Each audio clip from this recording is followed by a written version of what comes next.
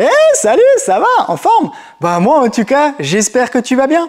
Aujourd'hui, le tuto technique, on va regarder... il y a un peu de poids. On va regarder comment monter un attelage sur une camionnette ou un fourgon aménagé. Voilà, je vais reposer parce que c'est quand même un petit peu lourd, hein. Voilà, donc on va y apporter un peu plus de poids à notre véhicule, mais on pourra tracter après de l'autre côté, que ça, pour mettre maintenant une remorque, pour mettre un porte-vélo, ce que tu veux sur une boule. Voilà. Alors le tuto, lui, il est vraiment spécifique pour tout ce qui est porteur Peugeot Boxer, Citroën Jumper et Fiat Ducato après 2006. Voilà, toute cette série-là, donc l'attelage, lui, n'a pas changé depuis ces années-là. La partie mécanique, elle, c'est la même. Par contre, en cours de route, je crois que c'est à partir de 2011, si ma mémoire ne flanche pas trop. Voilà, ils ont juste changé un petit peu le connecteur du faisceau, mais on verra ça après ensemble. Avant de commencer ce tuto technique, je tenais à remercier, comme à mon habitude, tous mes abonnés. Merci à vous tous, ça fait super plaisir de vous savoir près de moi et que vous regardez mes vidéos, c'est super sympa. Merci à vous tous. Merci pour vos likes, vos partages, vos commentaires motivants, ça fait vraiment chaud au cœur. Et si toi, tu n'es pas abonné, le cœur t'en dit, mon personnage te plaît, et voilà, les tutos t'intéressent, tu peux t'abonner. C'est la petite cloche, voilà, et après ça fait ding ding ding ding sur ton téléphone, ta tablette, ton ordi, du moment que je vais y mettre du nouveau contenu. Voilà. Merci en tout cas à vous tous, ça fait super plaisir. Voilà, donc avant qu'on soit chaud patate, qu'on mette les gants, qu'on sorte les outils, ou même que tu commandes l'attelage, la première des choses à vérifier avant de faire quoi que ce soit, c'est déjà le PTRA, voir qu'il est renseigné sur ta carte grise. En fait, c'est le poids total roulant autorisé. Si là, tu n'as pas de chiffre, tu n'as rien, c'est interdit de mettre un attelage, même pour y mettre un porte-vélo. S'il arrive quoi que ce soit, en fait, tout simplement, t'es marron. Après, comme dit, j'ai très rarement vu qu'elle n'était pas renseignée, mais vérifie quand même. Et ça te permet aussi de savoir le poids total que tu peux tracter et si c'est vraiment adapté à ton utilisation. Je me répète peut-être, le tuto il est vraiment axé pour tout ce qui est fourgon aménagé, voilà, ou que ce soit de la camionnette de chantier pour les porteurs Peugeot Citroën, Fiat Ducato et Peugeot Boxer. Voilà. Donc vérifie déjà ça et comme ça on est bon. Après, quand tu vas vouloir commander ton attelage, que ça soit maintenant par le biais d'internet, mais évite, va de préférence chez quelqu'un de physique, voilà, tu vas dans un garage ou dans un magasin, emmène ta carte grise avec toi parce qu'ils ont peut-être besoin de l'IMAT, ils ont peut-être besoin du numéro de série du véhicule ou de l'année pour aussi commander ou te fournir le faisceau multiplexé qui est adapté à ton véhicule. C'est pour ça que moi je commande toujours au coup par coup, comme ça j'ai toujours les derniers faisceaux. Et j'ai la meilleure des compatibilités. Après, comme dit, depuis 2011, le faisceau n'a pas changé. Voilà, il est identique. Il y avait juste une première série de 2006 à 2011. Après, ils ont changé le connecteur. Et maintenant, depuis 2011, c'est l'identique. Mais voilà, j'ai déjà eu le cas. Maintenant, il y a à peu près un an où il y a un attelage un faisceau qui est allé de telle date à telle date. C'est aussi suivant ce que tu commandes, la marque que tu commandes et tout ça. Donc, c'est pas toujours si simple que ça. C'est pour ça que moi, je demande toujours à mes clients la carte grise, même qui passe avec le véhicule. Et comme ça, je regarde et au moins, je suis sûr. Et ça m'évite vraiment les mauvaises surprises. Voilà. Donc, quand tu as déjà tout ça, que tu as ton attelage et ainsi de suite, là, on pourra vraiment voir et commencer en fait à démonter le véhicule et à mettre notre attelage en place. Voilà. Alors, moi, j'ai une facilité. J'ai un pont pour lever mon véhicule. Bah voilà, bon, pendant des années, bah, j'ai fait ça, même le sol. Alors tu vas regarder, tu vas prendre un bon carton. Voilà, bon, c'est mais pas un rikiki, tu prends un king size. C'est comme ça, tu as de la place pour pouvoir te rouler sous ton véhicule. Après, si tu montes le véhicule sur des cales pour être un peu plus haut, bah, pareil, tu regardes que ça soit bien sécurisé, tu mets une contre-cale pour éviter de te faire écraser, tu mets une vitesse, ainsi de suite. Voilà, tu regardes pour que ce soit vraiment sécure. Et au niveau de l'outillage, moi je le fais avec vraiment de l'outillage standard. On va avoir des clés à cliquer, des clés plates, ainsi de suite. Peut-être dans la notice, ils vont peut-être te dire de serrer telle ou telle vis à un certain couple de serrage bien particulier. Moi, je te dis franchement, j'ai jamais pris la clé dynamométrique ou quoi que ce soit. Je le fais au cliquet avec la clé et il faut bien serrer. Après, il faut pas non plus serrer comme un débile et venir éclater, venir les vis. Voilà. Bon, si les vis s'éclatent, il vaut mieux pas tracter, mais bon, voilà, tu serres correctement. Après, c'est déjà arrivé qu'il te recommande de revérifier le serrage, par exemple 1 ou 2 mois après. Donc tu revérifies ça. Mais comme dit, avec de l'outillage standard, tu y arrives vraiment très bien. Même pour tout ce qui est faisceau électrique, voilà, tout est déjà en temps normal, pré-assemblé. Tu as juste besoin de faire les petites jonctions. C'est pas la peine d'être un super électricien pour pouvoir le faire. Et c'est aussi pour ça que moi je commande vraiment des faisceaux bien spécifiques. Je prends pas non plus le bas de gamme. Et au moins, l'avantage, de toute façon je vais te le montrer après, j'ai juste besoin de déconnecter, reconnecter, un petit écrou et puis c'est fini. Quand j'ai des clients qui viennent et ils me disent ouais, donc il faut qu'ils viennent et qu'ils ressoudèrent les feux, les machins, ci et ça, oh là là là là, c'est vraiment que c'est un faisceau bas de gamme, c'est vraiment la pire des conneries qui existent. Évite ce genre de choses. C'est pas pour rien que voilà, il y a un bon faisceau multiplexé, tu peux tourner à plus de 200 €, voilà. Mais au moins tu as la simplicité derrière, tu gagnes en temps et puis voilà. Après, pour le montage de l'attelage, t'as pas besoin de passer non plus des heures, tu vas pas passer une journée, une petite demi-journée, tranquillou, tu y arrives sans problème, voilà. Nous, voilà, vu que nous on est équipés, on a le pont et tout ça, bon, forcément ça va beaucoup plus vite. Voilà. Moi en tout cas dans les packs que je commande, il y a tout, il y a toute la visserie, le faisceau, il y a vraiment tout qui est adapté. J'ai pas besoin encore de courir à gauche à droite pour acheter des vis spécifiques, des boulons, des ci, des ça. Il y a vraiment tout dans le pack. C'est pour ça, venir vérifie bien, pose bien la question avant d'acheter ou lors de l'achat, comme ça au moins tu es tranquille. Pas que tu le fasses le dimanche et il manque la moitié, voilà, tout simplement. Mais voilà. Après, moi de toute façon, je te montrerai maintenant sur du fourgon aménagé qui est qui est aménagé, comme son nom l'indique, genre version camping-car et tout ça. Là, vu qu'il y a toutes les garnitures, l'ameublement et tout ça à l'intérieur, le câble d'alimentation, oui, il faut en fait passer un câble d'alimentation jusqu'à la batterie moteur.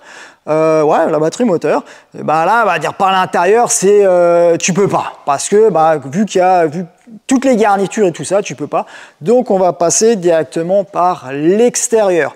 Mais si c'est une camionnette vide et dedans il n'y a rien, tu peux passer à l'intérieur dans les renforts, redescendre au niveau de la cabine pour redescendre au niveau de la batterie. Mais on verra ça après ensemble. Voilà. Là on a à peu près géré ce qu'il faut. Et je vais lever mon fourgon et je vais te montrer vraiment pas à pas comment retirer les choses qu'il y a d'origine dessus pour mettre l'attelage et jusqu'au faisceau et jusqu'au test final. Et voilà, je tenais quand même à te montrer mon kit que je commande d'habitude. Après, c'est pas fait exprès pour la vidéo, le fait que ça soit aussi bien rangé. Vu que je suis quand même un ancien passionné de Lego, mon mécano un petit peu moins, j'avais toujours l'habitude de trier les choses comme ça. Et c'est aussi comme ça qu'on me l'a appris. Et c'est resté. et j'ai toujours mis les vis qui se ressemblent ensemble et ainsi de suite, et ça permet vraiment de trouver lors du montage beaucoup plus facilement. Après, suivant la génération d'attelage ou la marque que tu vas commander, la ferraille, elle, va peut-être avoir l'une ou l'autre forme différente, mais quasiment tous les kits vont avoir ces différents éléments-là. Alors déjà, pour commencer, il va falloir retirer la garniture du pare-choc arrière. Pour cela, il faudra enlever les 8 vis. Tu as 4 vis en haut et tu as 4 vis en bas. Et c'est généralement du Torx. Maintenant que la garniture est retirée, là tu vois cette ferraille noire qu'il va falloir retirer.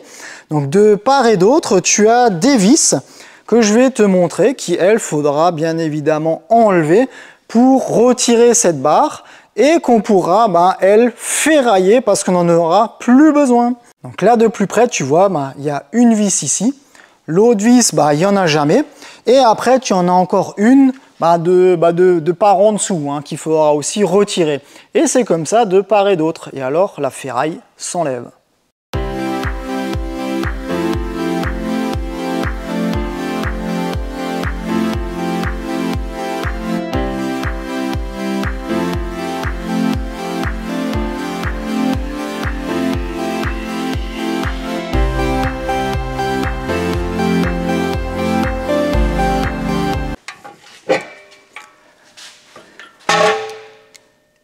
Et voilà, la ferraille est retirée.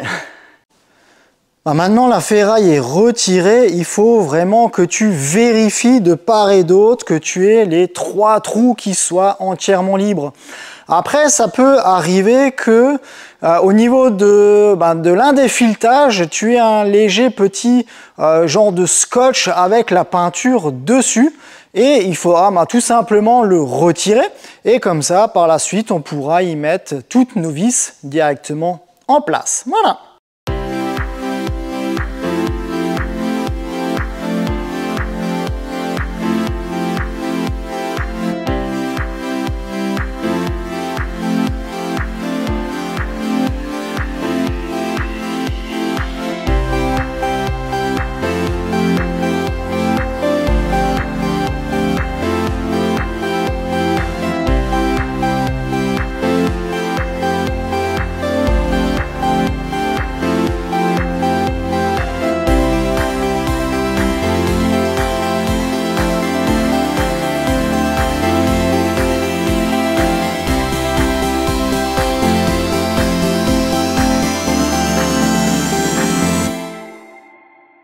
Voilà, donc on a pris notre ferraille, on l'a mise en place, on a en premier temps mis les 4 premières vis du haut.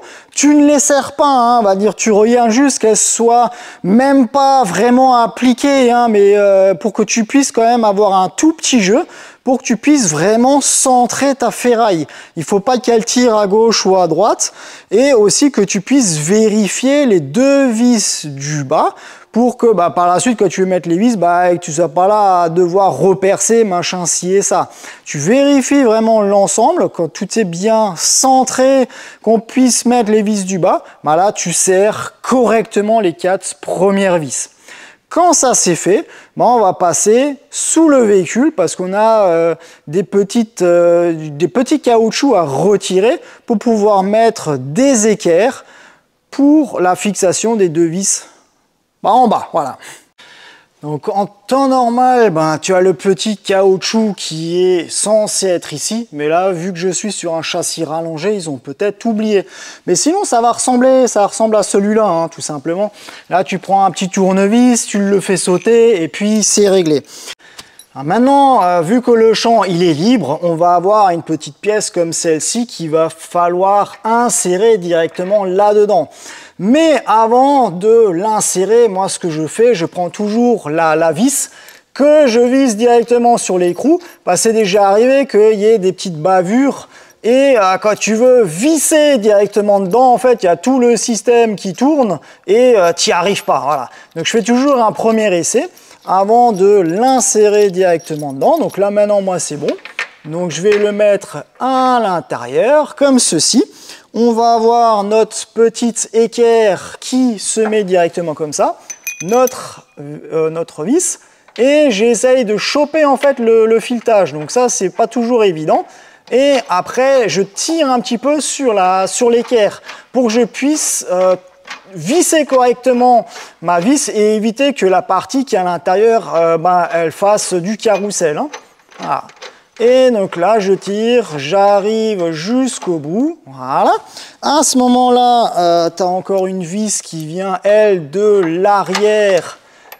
On traverse. Tu as une petite crevère avec l'écrou qui va directement dessus. Voilà. Et maintenant, ça c'est en place. Il suffit encore de bien serrer et de faire la même chose en fait de l'autre côté. Alors, maintenant que nos vis sont serrées, on va avoir une genre de petite ferraille un peu biscornue, tu vois, un genre de petite virgule il y en a une pour la gauche et une pour la droite, qui va se mettre directement à cet endroit-là. Je vais préparer mes vis et alors je vais te montrer comment ça se met en place. Alors déjà avant de mettre notre petite ferraille, souvent tu vois une genre d'entretoise qui est aussi livrée avec. Il serait censé se mettre directement là dans le trou. Déjà, c'est très étonnant que le trou soit beaucoup plus gros parce qu'en temps normal, il est tout petit, c'est un trou de 10. Et soit il y a une roue de secours, il y a toujours quelque chose ou d'autres ferrailles qui est autour du trou, donc tu n'arrives pas de le percer pour pouvoir y mettre cette entretoise.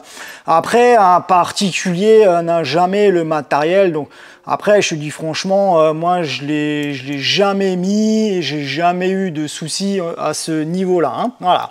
Mais je voulais quand même te le préciser. Alors, on met notre ferraille là, on va y mettre nos vis. Voilà, vu que je ne suis pas forcément en face, j'arrive pas de voir correctement. Et après, tu vas avoir une toute longue qui, elle, se met de par l'autre côté pour pouvoir traverser et ressortir ici. Et à ce moment-là, tu peux mettre rondelle et écrou. Voilà. Là, on est bon. Et après, pareil, à cet endroit-là aussi. Là, il n'y a pas besoin de faire de centrage ou quoi que ce soit. Ça se met directement en place. Voilà. Et quand ça c'est fait, il ne reste plus qu'à serrer. Et à faire bien évidemment aussi de l'autre côté. Et voilà, là on a quasiment fini au niveau de la ferraille. Il ne reste plus que la petite plaquette. Voilà, qui va servir déjà de recueillir la prise électrique. Et en plus, on a souvent la petite plaquette signalétique qui, elle, va donner l'homologation de l'attelage. Voilà. Et donc, il ne reste plus qu'à fixer ça. Tu regardes que ça soit bien droit de préférence. Voilà. On serre correctement. Et voilà, la ferraille est finie. Il ne nous reste plus que le faisceau électrique. Alors, tu vas me dire, ouais, mais il manque la boule. Voilà, la boule, en fait, moi, je la mets toujours à la fin. Pour une raison toute simple, là tu veux mettre ton pare-choc, machin, elle va venir, elle va t'embêter, tu vas t'accrocher, donc c'est toujours un petit peu la galère. Et donc moi je le mets vraiment à la fin, voilà. Alors maintenant on va passer à la partie électrique. Au niveau du faisceau, voilà, il y a quand même pas mal de monde. C'est la partie que j'aime le moins parce que voilà, il faut passer un petit peu les bras, les machins et c'est pas toujours évident de choper les câbles. Parce qu'on va longer en fait là dans les longerons. Et souvent, sur du fourgon aménagé, tu as encore l'isolation et tout ça, donc c'est pas toujours évident. Donc il faudra peut-être que tu te munisses d'un fil de fer relativement rigide avec un peu de scotch pour essayer de choper en fait le câble. Alors tu vas avoir une partie qui est relativement longue, qui elle va longer le long du châssis. De toute façon, je vais vraiment te montrer après. Tu as, hop, là je l'ai. La partie qui va au niveau de la prise électrique, la prise que tu mets sur ton attelage pour accrocher ta remorque, ton porte-vélo et ainsi de suite. Bah, moi, dans les kits que j'ai, elle est déjà pré-câblée, elle est déjà sur la petite prise. J'ai besoin de mettre le socle, de mettre en place les 3 petites vis et puis c'est réglé. Après, suivant la marque, bah là, il faut carrément câbler fil après fil. Bah là, de toute façon, dans la notice, tu as bah voilà, le fil, la cosse 1 correspond à telle et telle couleur et ainsi de suite. Tu vas avoir, du côté passager, un petit Y, comme ceci. C'est ce qu'il faudra mettre derrière le feu, feu arrière, voilà. Donc c'est ça qui est de bien, c'est que tu n'as pas besoin de venir à faire souder, à mettre des raqueurs rapides, des machins, et au bout de 6 mois, ça ne fonctionne plus. On va retirer en fait le faisceau d'origine qui rentrait dans le feu arrière. On va le mettre dans l'une des 2 cosses. Et l'autre côté, vu que c'est un Y, on va le mettre dans le feu arrière. Et c'est ça qui va aller vers le faisceau, vers le boîtier multiplexé, qui lui, en temps normal, soit se trouve du côté conducteur aussi dans le montant, ou sinon certains, c'est déjà arrivé que tu l'aies au niveau de la batterie moteur. Voilà, donc tu as un gros tauron qui va aller jusqu'à devant avec un connecteur souvent de ce type-là. Voilà. Mais moi en tout cas maintenant sur le faisceau du jour, j'ai ça du côté conducteur. Voilà. On retrouve le Y du feu. Après, on a souvent une alimentation de 2,5 mm² qui arrive à la prise, parce que maintenant, quasiment toutes les prises, surtout pour fourgons aménagés, sont en 13 broches. Après, tu en as encore quelques-uns qui sont en 7, donc tu as juste l'éclairage extérieur. Mais moi, en tout cas, ceux que j'ai, c'est du 13 broches et tu as d'office ces 2 fils-là qui vont, au cas où, servir à une alimentation pour, par exemple, alimenter une remorque avec genre remorque atelier ou que sais-je. J'ai eu très rarement besoin de faire les branchements, mais en tout cas, c'est dessus. La plupart du temps, tu as encore un gros fil de masse. De toute façon, derrière le feu, il y a un écrou de masse où il faudra mettre ça dessus. Et dans mon cas, là, j'ai le gros connecteur où je vais y mettre mon boîtier électrique. Voilà. Alors, on va déjà passer le petit câble au niveau du feu arrière droite. Voilà. Faut que je réfléchisse vu que je suis inversé. Voilà, au niveau du feu arrière droite. Et quand ça c'est fait, on va passer au feu arrière gauche et faire le reste du branchement.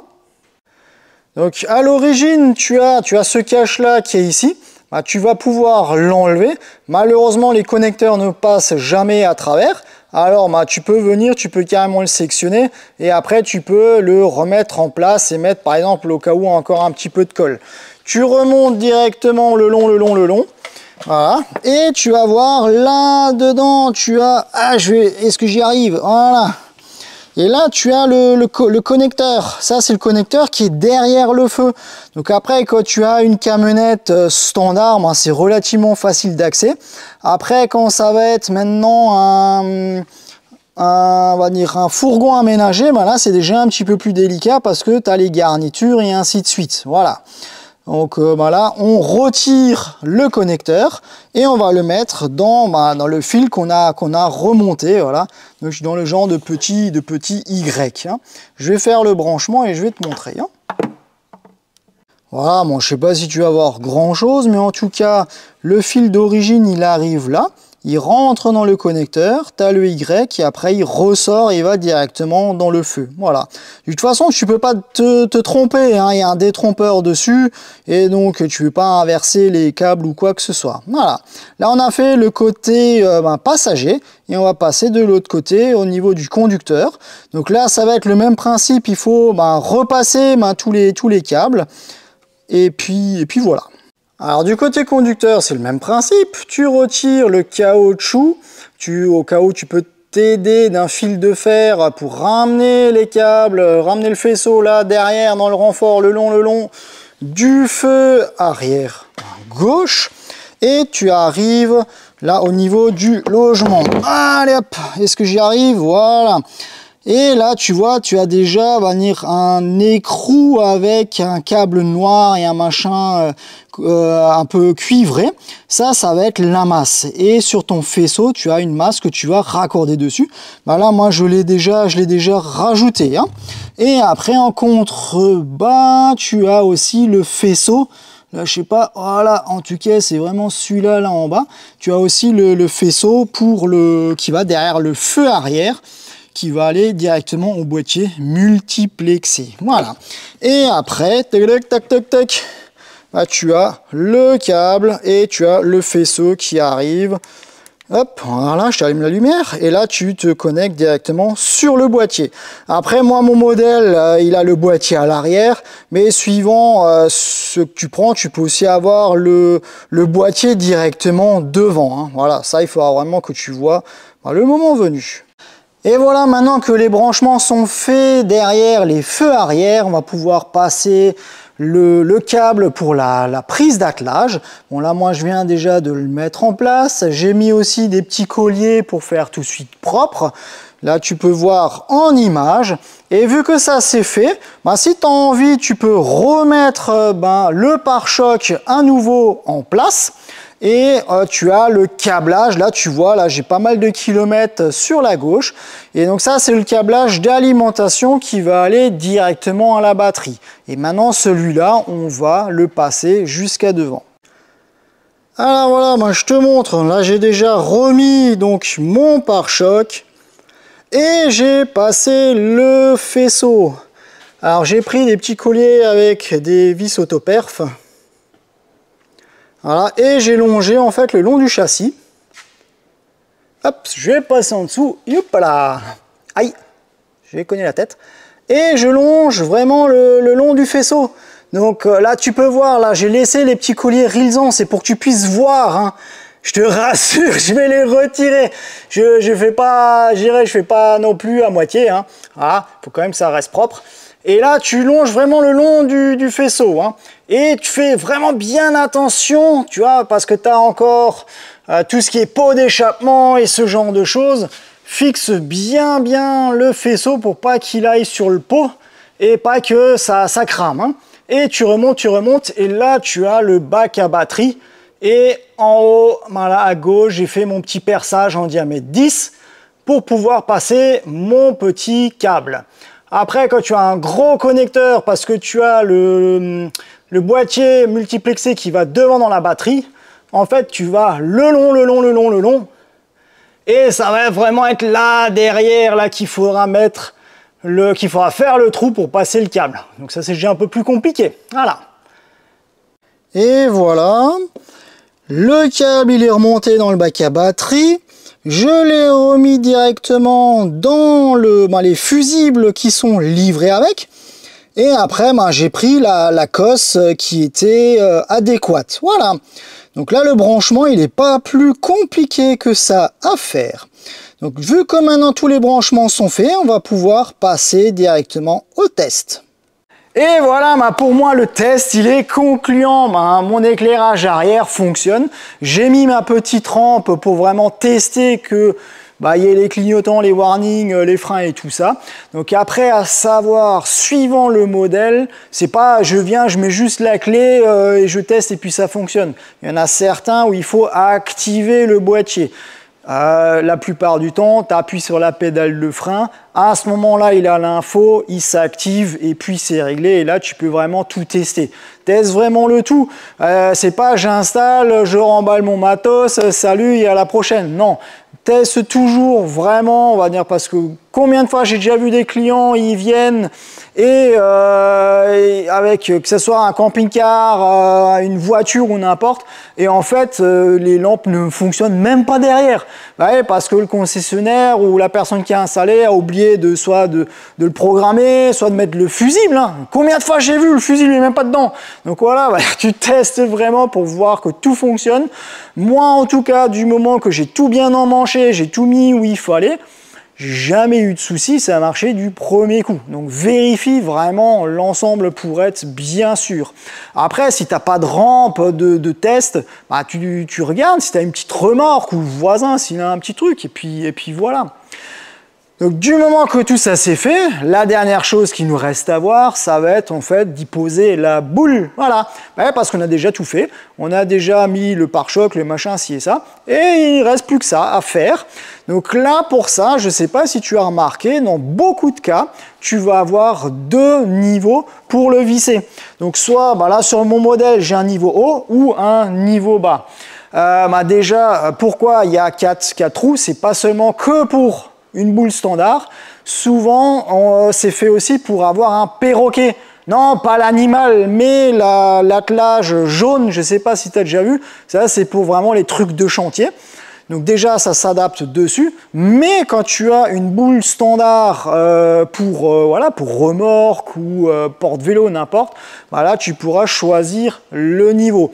Alors, c'est quelque chose qui est très important. Moi, je demande la plupart du temps à mes clients à savoir la hauteur de la tête d'attelage de la remorque. Parce que suivant comment c'est positionné, soit la remorque elle est trop basse à l'avant ou elle est trop haute, ou voilà, donc elle n'est pas linéaire. Donc ça c'est quelque chose à faire relativement attention.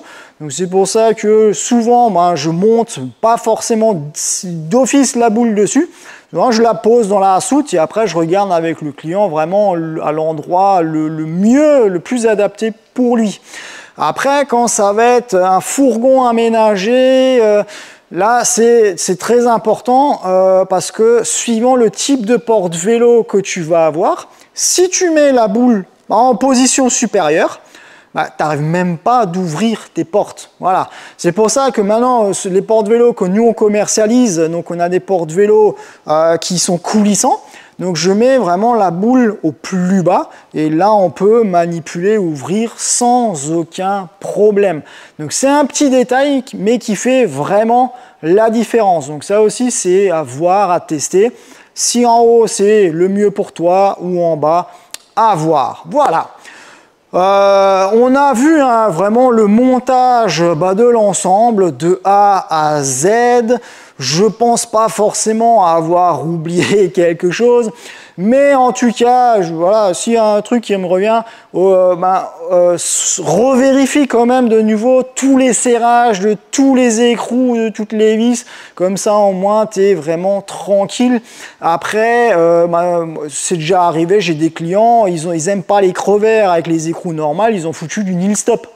Ça aussi tu peux faire, ou d'autres ils ont carrément mis du frein filet. Tu peux aussi, mais en tout cas, revérifie, peut-être même, 2000 km après, tu revérifies, comme ça, tu es tranquille. Voilà. Mais sinon, en temps normal, il n'y a pas de risque. Moi, j'ai jamais eu de soucis, donc voilà, si c'est fait dans les règles de l'art. Maintenant, tu en sais quand même plus sur comment ça se monte, comment nous on fait. Si toi, tu veux le monter toi-même, tu as les différentes étapes. J'espère en tout cas que j'ai été le plus clair possible et que j'ai pensé vraiment à tout. Merci de m'avoir suivi. Merci pour les likes positifs. Merci pour tout. En attendant le prochain tuto technique, porte-toi bien. À la prochaine. Ciao, ciao.